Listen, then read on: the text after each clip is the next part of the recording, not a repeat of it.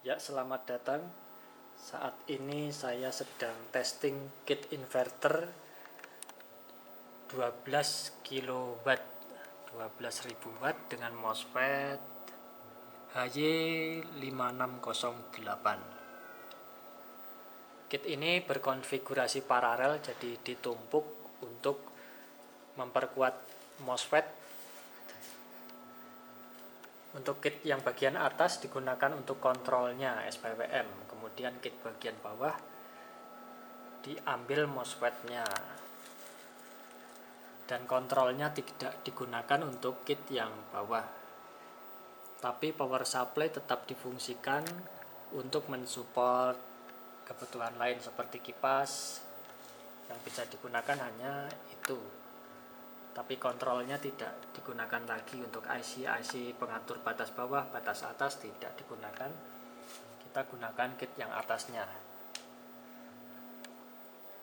Ini SPWM Smart Art Mega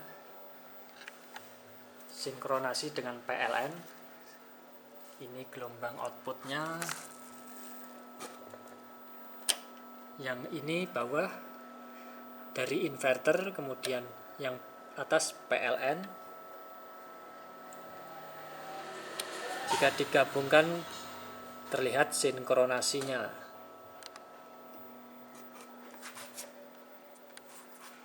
Coba saya matikan PLN-nya sebentar. Di sini langsung tulisan PLN hilang, strip, alarm berbunyi. Gelombang PLN strip hilang, akan saya aktifkan lagi.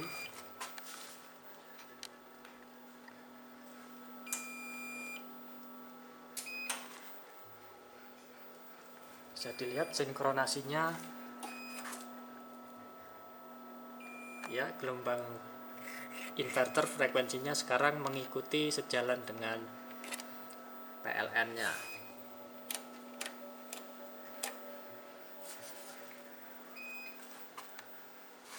Kemudian saya akan masuk ke menu.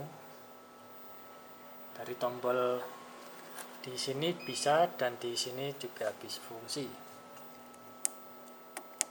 Tombol menu ditahan, akan masuk pada settingan menu.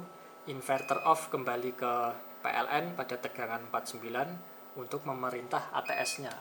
Relay ATS ada di sini yang tengah. Nanti kalau hidup LED-nya ini menyala. Kemudian ini berpindahnya secara sinkronasi karena PLN-nya sudah disensing dari input sensornya SPWM. Kemudian inverter on, dia kembali menggunakan inverter lagi atau menghidupkan inverter, kemudian memindah beban ATS ke inverter, jadi ini menyala. Kalau yang nomor 1 tadi mati, ini yang off. Kemudian kalau inverter on, relaynya yang ATS ini terhubung, menyala. Lampu LED-nya ini menyala, tadi kebalik. Kemudian EOD, end of discharging, batas akhir dari tegangan baterai yang bisa digunakan saat PLN tidak ada. Jadi backup paling maksimal di tegangan 48 volt. Nanti inverter protect. Kemudian overvolt DC ini untuk membatasi tegangan berlebih dari baterai. Bisa dinaik turunkan. Kalau ditahan nanti cepat, kalau dipencet tahan. Adjustment tegangan baterai ini menyesuaikan dengan multimeter, di sini 50,5, di sini 50,5 juga. Kalau nggak sama nanti tinggal di up dan down untuk menyamakan tegangan realnya pada LCD.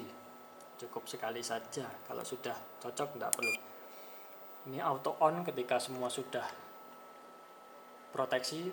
Misalkan terjadi proteksi pada kit inverter, dia akan off, kemudian akan otomatis hidup kembali dalam 3 detik untuk memberikan waktu kita untuk mengecek kerusakan. Misalkan konslet, kita sempat untuk mencabut peralatan yang konslet atau kabel yang konslet, kita sempat ada waktu untuk perbaikan. Namun kalau di auto off, nanti inverter protect off, dia nggak nyala kembali. Kita harus on-nya melalui saklar kit inverter atau dari MCB DC baterainya. Kita setting di 3 detik aja.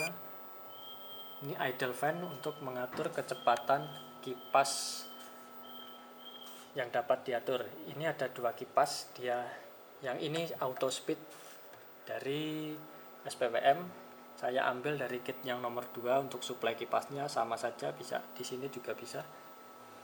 Kalau saya naikkan nilainya, nanti kipasnya akan berputar. Ini 1%, 2%, saya naikkan terus 50%. Akan saya nonaktifkan dulu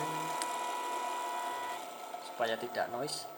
Kalau posisi off, nanti kipasnya hidup pada suhu 40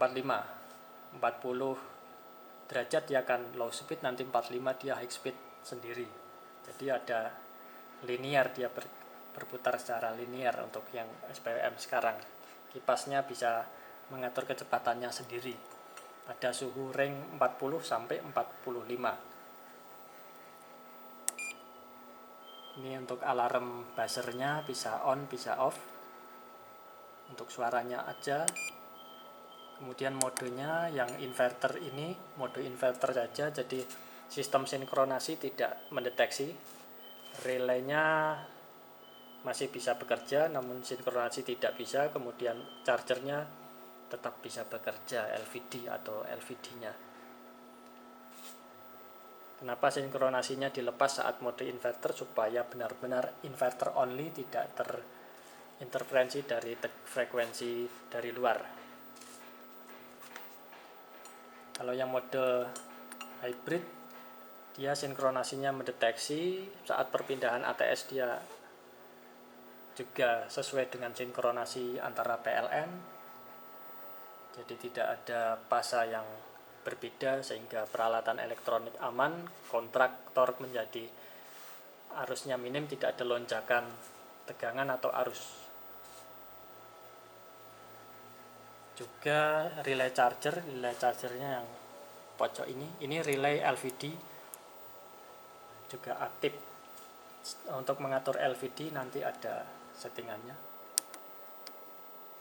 Kemudian mode selanjutnya UPS, dia untuk membackup kalau mati lampu saja, jadi prioritas PLN. Membackupnya ada 2 tipe, mau ada jedanya dulu atau mau langsung tanpa jeda. Kenapa harus ada jedanya? Karena untuk efisiensi menonaktifkan kit inverter atau trafonya. Tapi kalau karena ini idle-nya kecil, mending di standby on aja. Standby on itu ini standby on, dia inverter selamanya akan drive trafo atau tegangan inverter akan muncul 220 selama baterai mencukupi. Jadi tidak ada sleep inverternya. Otomatis ketika mau perpindahan ATS saat mati lampu, dia langsung membackup, tidak ada jedanya. Tapi kalau standby on pada posisi off, nanti kalau inverter tidak digunakan, dia akan sleep, akan menonaktifkan trafo. Kemudian kalau mau memindah relay ke inverter akan menyala dulu beberapa saat, kemudian dari ATS baru memindah beban ke load di rumah. Otomatis di situ ada jedanya. Untuk jedanya ada di settingan auto on tadi yang 3 detik. Kita mode standby on saja. Kemudian charger on, ini pengaturan LVD-nya relay yang ini. Dia hidup di 48,5, kemudian relaynya off di 51 volt. Ini untuk temperatur charger. Jadi untuk relay LVD ini dia bisa digunakan untuk charger, juga bergantung dengan suhu. Kalau misalkan suhu operasi inverter melebihi 70 derajat, maka relay chargernya juga akan off dan nanti akan hidup kembali pada suhu kurang dari 10 derajatnya atau di 60 volt. Kalau di sini 70, nanti 60 volt baru hidup. Kita bisa memanfaatkan sensor NTC yang diperpanjang menuju ke trafonya charger atau trafo inverter. Kalau di sini kebetulan sensornya ada di MOSFET-nya, sudah dipasang di MOSFET.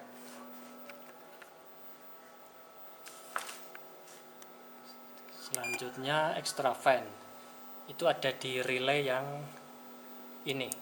Nah, ini relay ekstra untuk kipas. Ini saya hubungkan positifnya ke baterai kutub positif, kemudian negatif fan-nya langsung ke negatif baterai, dan positif fan-nya menuju relay NO-nya, COM dari NO. Nanti kalau relay aktif ini terhubung, kipasnya hidup. Ini sistem kipas 48 volt. DC 48 volt. Kalau yang kipas auto speed ini 12 volt. Kita atur di 45, dia hidup. Bisa dinaikkan lagi atau turunkan. Menu selesai, akan restart, kemudian output menyala.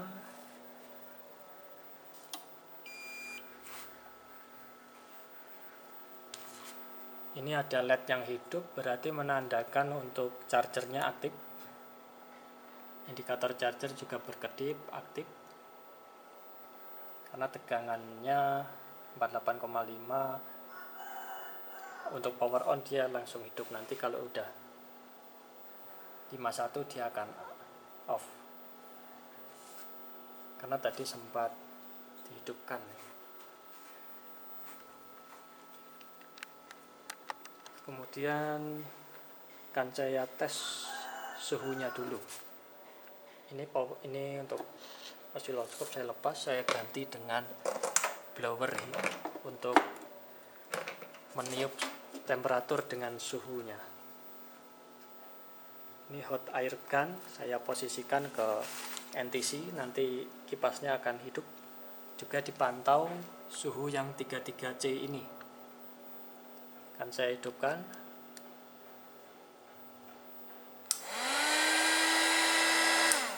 Udah 34, 35, 36, 37.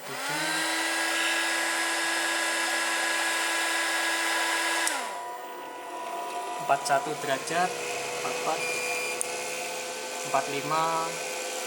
Kipasnya ini aktif, cukup noise kipasnya kebetulan.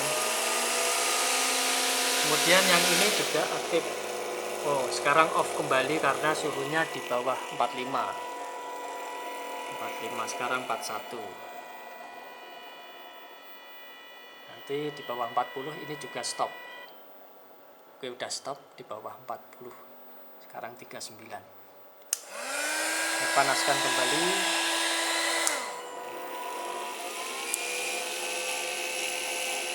Relaynya extra fan hidup. Saya panaskan sampai overheat.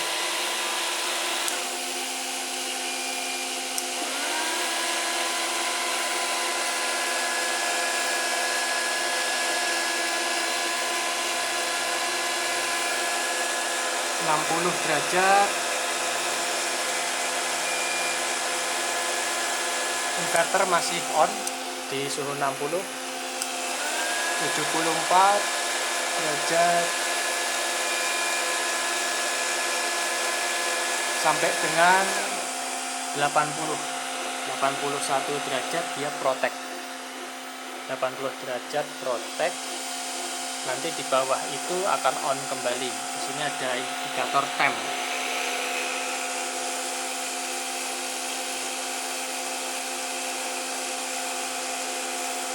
75, 74.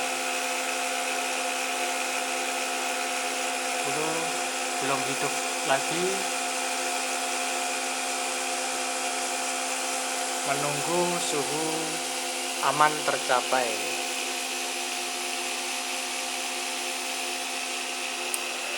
Ya, sekarang udah hidup lagi di 60 derajat Celcius.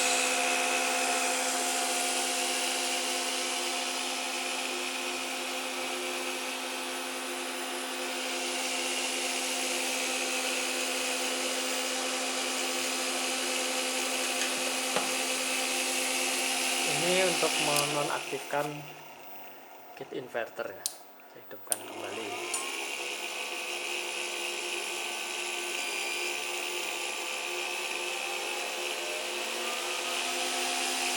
Masih meneruskan suhu yang tadi.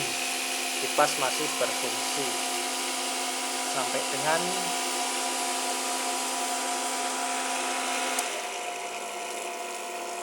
42, semakin turun suhunya.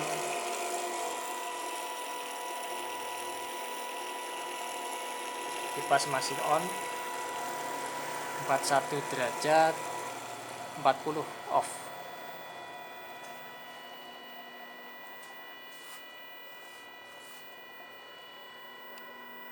Ubahan yang diterapkan di kit inverter ini cukup satu saja, itu regulator 5 voltnya yang di sini. Nah, ini diganti bodi TO220. Kalau yang awalnya itu kecil. Awalnya ini kecil, nggak kelihatan. Bentuknya seperti ini, seperti transistor yang ini, tapi ada di sana 78L05 itu yang kecil, kemudian diganti yang 7805 seperti ini.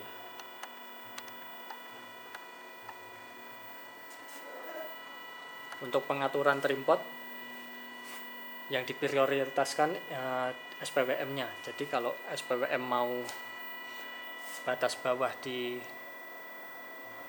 4, misalkan 41, maka batas bawah di trimpot kit inverternya masih kebalik. Misalkan batas bawahnya mau 41 volt, jadi di kit inverternya ada di 40 volt, lebih rendah lagi, supaya tidak kena duluan bagian proteksi kit inverternya. Jadi yang kena dulu proteksi dari Atmega. Karena ini batas bawahnya berapa ini? 49. Di sini masih aman karena batas bawahnya 42. Jadi belum sempat protect dari relay kontrol yang trimpot ini. Kemudian batas atasnya di sini 51,5. Di sini masih di 60 volt. Jadi pada saat baterai 51,5, SPWM yang memerintahkan untuk on, bukan dari pengaturan trimpot. Kemudian ini kembali onnya 48. Oh iya ya. Ini nanti dinaikkan kembali onnya ini di atas 5, kita amankan aja di 53 volt. Karena di sini batas kembali onnya 51,5. Jadi kembali onnya yang di sini lebih di atasnya lagi, supaya yang kena Atmeganya bukan yang memerintahkan trimpot kit inverter. Kalau batas atas yang ini batas atas proteksi overvoltage. Kalau yang di Atmega overvolt DC-nya, settingan overvolt Atmega ini tadi 61, di sini 60 volt, berarti udah protect duluan nanti sebelum Atmega.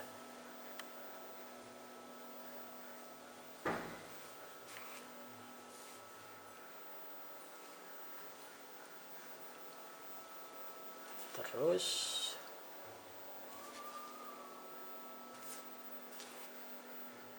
perpindahan tanpa jeda sudah.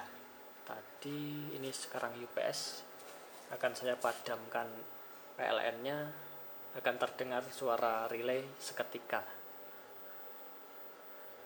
Dan LED-nya ini akan menyala untuk ATS-nya. Ini ATS bagian tengah hidup. Ketika PLN padam, ini kontaknya hidup untuk menyalakan inverter.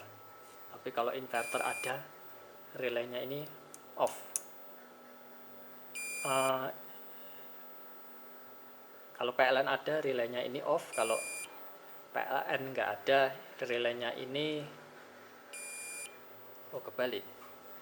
Kalau inverter ada, relaynya hidup untuk menggunakan inverter. Tapi kalau PLN ada dan prioritas di UPS, maka ini akan off relaynya. Jadi relaynya untuk menggunakan inverter dia on, menggunakan PLN dia off.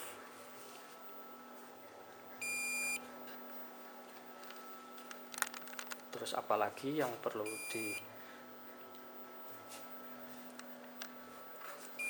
dieksplorasi? Batas current sensor. Oke. Ini ada settingan trimpot current sensor untuk membatasi arus MOSFET. Mungkin ini sudah dibatasi di 5000 watt untuk satu kit. Kalau di paralel dengan settingan yang belum dirubah, berarti ini tetap akan dikalikan 2, jadi 10.000 watt. Karena yang kit atas sudah menghandle 5000, kit bawah juga menghandle 5000. Nanti kalau kit atas menghandle 5500, kit bawah sudah 5500, pasti sudah protek. Jadi pengaturannya ini tidak perlu dirubah kalau untuk 10.000 watt, karena sudah disetting 5000 watt untuk satu kit inverter. Dan yang dihubungkan di bawahnya ini sensor current sensornya tidak dihubungkan, yang dipakai hanya yang atasnya aja. Karena sudah dikali 2, nanti otomatis dia akan mengikuti 5000 wattnya yang atas. Kalau diaktifkan kedua-duanya malah akan berisiko untuk acuan sensor arusnya. Juga power supply-nya tidak di paralel, ini dipisah tegangannya supaya tidak saling lari-lari tegangannya. Karena cukup satu saja sudah cukup, yang bawah untuk kipas.